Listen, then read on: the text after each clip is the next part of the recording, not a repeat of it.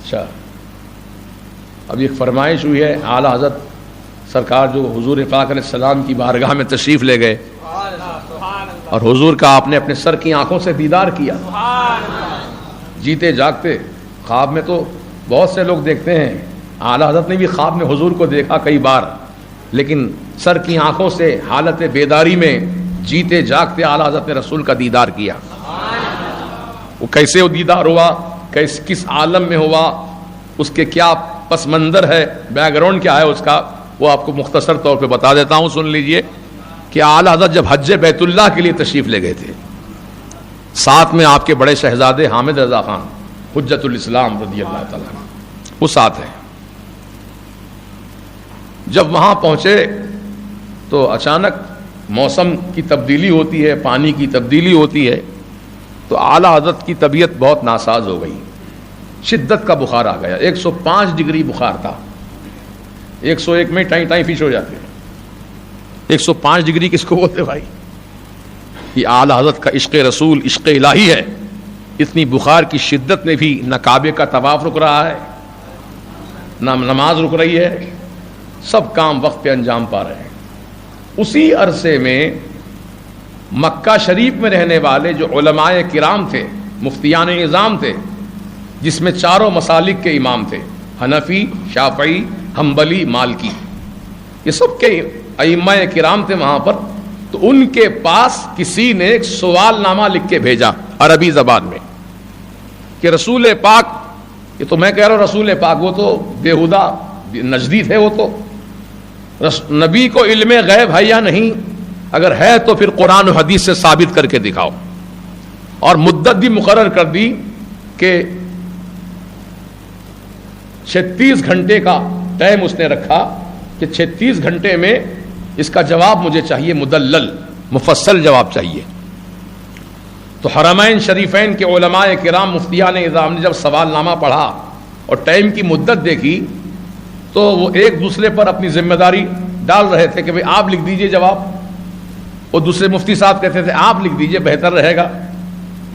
یوں بات چل رہی تھی. اتنے میں کسی نے کہا کہ ہندوستان سے حضرت علامہ مولانا شاہ احمد رضا خان صاحب تشریف لائے ہیں، کیوں نہ ہم اس مسئلے کو ان سے رجوع کر دیں. دیکھیے آپ، تو کہا کہ ٹھیک ہے، ان سے ملاقات کی جائے، ان کو بتایا جائے تفصیل ساری، کتنے دیر میں ہم کو اس کا جواب چاہیے. اعلیٰ حضرت کا بخار ہے اس وقت، 105 ڈگری بخار ہے، اور یہ علماء سے ملاقات ہوئی، مفتیوں سے، تو انہوں نے بتا دیا کہ جواب ہم کو تحریری طور پہ چاہیے، قرآن و حدیث سے مدلل. تو اعلیٰ حضرت نے قبول فرما لیا. بعون اللہ الملک الوہاب، یہ فقیر عبید مصطفیٰ انشاءاللہ جواب لکھ دے گا. چنانچہ وہ سوال نامہ لے کر گئے اور بخار کی حالت میں اپنے بڑے شہزادے حجت الاسلام کو ساتھ لیا اور کعبۃ اللہ کے صحن میں پہنچ گئے. اعلیٰ حضرت کہاں پہنچے؟ کعبۃ اللہ کے صحن میں، جو مطاف کہتے ہیں، طواف کرنے کی جگہ، وہاں بیٹھ گئے. دروازہ کعبۃ اللہ شریف کا سامنے، وہ دروازے کے سامنے ہٹ کر ذرا دور بیٹھ گئے اور اپنے شہزادے حجت الاسلام سے اعلیٰ حضرت فرماتے تھے کہ لکھو حامد رضا، قرآن کی آیت لکھو، اس کا حوالہ لکھو، کون سے پارے کی آیت ہے، کون سا رکوع ہے، کون سی آیت نمبر ہے، اس کی تفسیر لکھو. تفسیر کی کتابیں، حالانکہ ساتھ میں کوئی لائبریری لے کر نہیں گئے تھے آپ، نہ پہلے سے کوئی معلوم تھا کہ ہاں مجھ کو ایسا مناظرہ کرنا پڑے گا تحریری طور پر، ورنہ آدمی تیاری کر کے جاتا ہے. اچانک مسئلہ سامنے آیا تو اعلیٰ حضرت اچانک بیٹھ کر جواب لکھوا رہے ہیں. تو 5 ڈگری بخار کی حالت میں 500 پیجز پر، 500 صفحات پر عربی زبان میں کتاب لکھوائی. مدت 8 گھنٹے میں،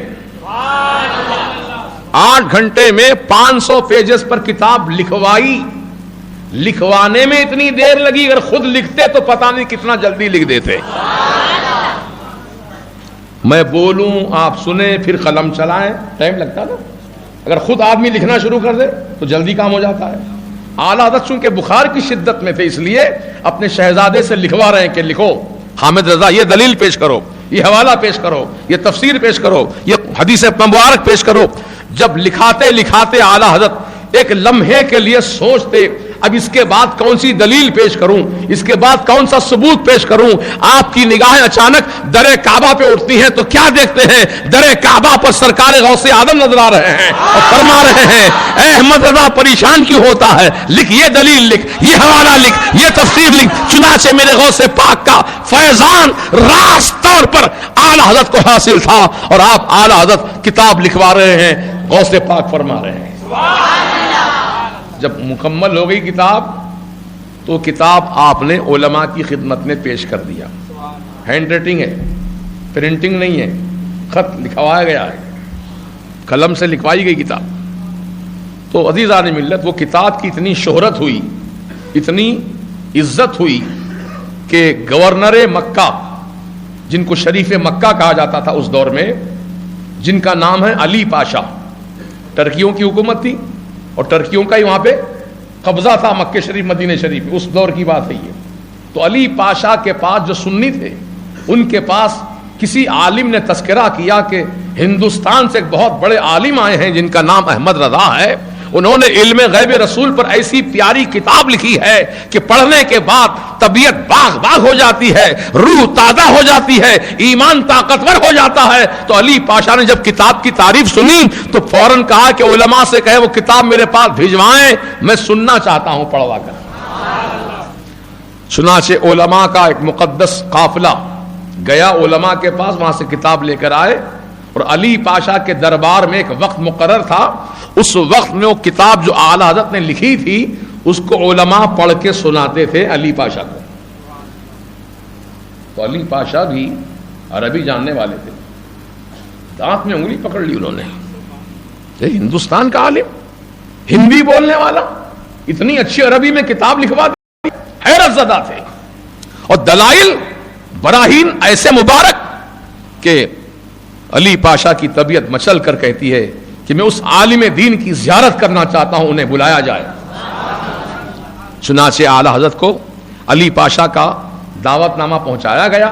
علی پاشا کی دعوت پر اعلیٰ حضرت علی پاشا کے دربار میں گئے، محل میں ان کے۔ جب اعلیٰ حضرت داخل ہوئے ان کے محل میں تو علی پاشا اپنی کرسی سے اٹھ کر کھڑے ہو گئے، استقبال کیا اعلیٰ حضرت کا، حالانکہ وہ بادشاہ ہیں، مکہ شریف کے گورنر ہیں، اعلیٰ حضرت کا استقبال کھڑے ہو کے کر رہے ہیں۔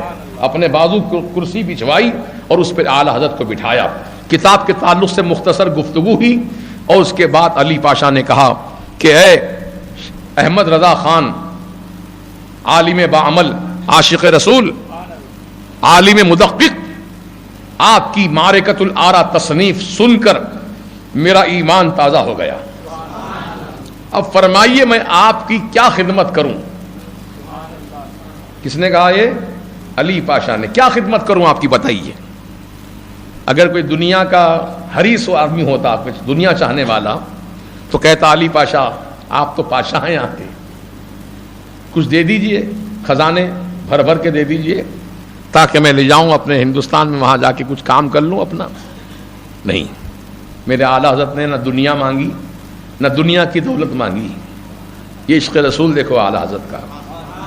فرماتے ہیں علی پاشا صاحب، آپ نے مجھ سے کچھ مانگنے کے لیے کہا ہے تو میں آپ سے اس بات کی اجازت مانگتا ہوں کہ اس وقت حج کا موسم ہے، مدینہ طیبہ میں جتنے بھی زیارت کرنے کے لیے جاتے ہیں سرکار کی بارگاہ میں، عشاء کی نماز کے بعد سب کو مسجد سے باہر کر دیا جاتا ہے، کسی کو مسجد شریف میں اندر رہنے کی پرمیشن نہیں ہے۔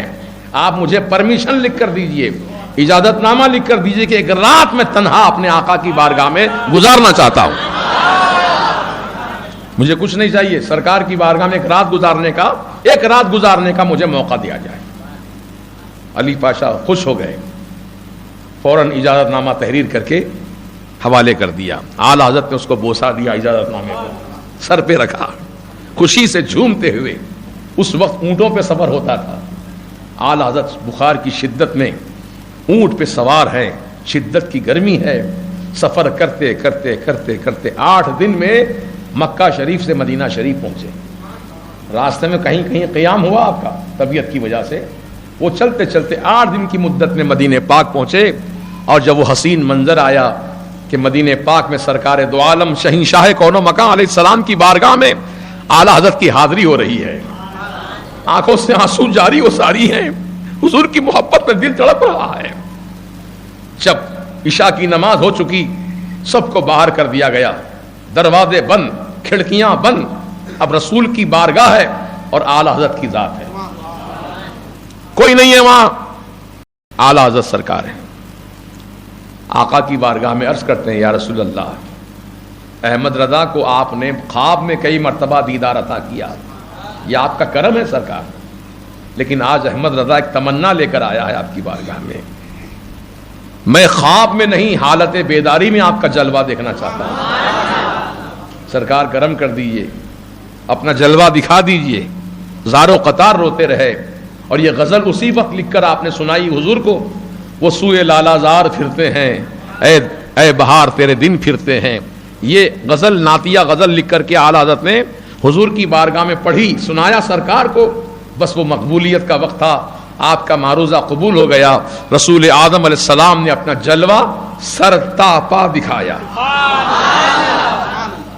سر سے لے کے پاؤں تک اتنا چہرہ ہی نہیں دکھایا، پورا بدن پاک حضور کا اعلی حضرت نے اپنے سر کی آنکھوں سے دیکھا، اللہ اکبر، اور پکار اٹھے، کیا پکار اٹھے کہ اللہ کی سر تابہ قدم شان ہے یہ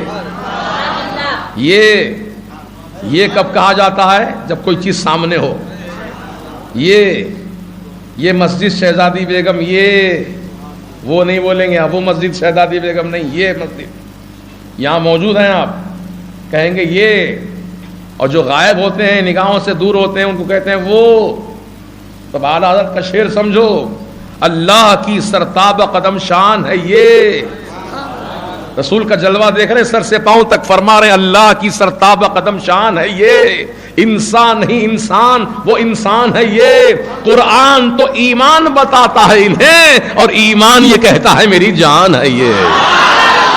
چینل کو سبسکرائب کیجیے اور بیل آئیکن کو پریس کریے تاکہ میری